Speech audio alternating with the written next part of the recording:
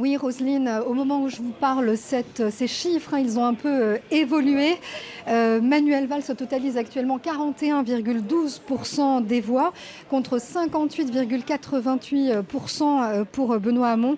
Alors cette primaire et en particulier ce second tour a été qualifié de grand moment démocratique un peu plus tôt par Christophe Borgel, le président du comité d'organisation de cette primaire.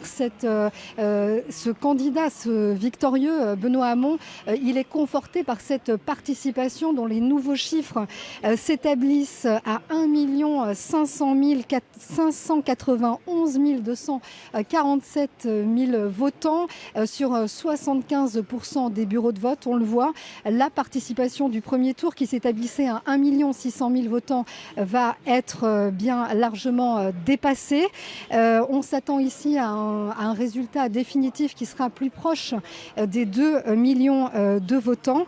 Donc cette mobilisation apporte évidemment une légitimité accrue, supplémentaire à cette candidature du candidat socialiste à la présidentielle face à d'autres candidatures concurrentes à gauche. Je pense notamment à celle de Jean-Luc Mélenchon ou à celle d'Emmanuel Macron.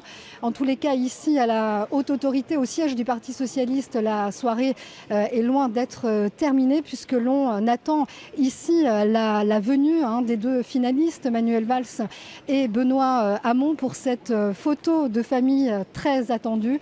Cette photo de famille qui scelle le rassemblement de la famille socialiste en marche pour la présidentielle.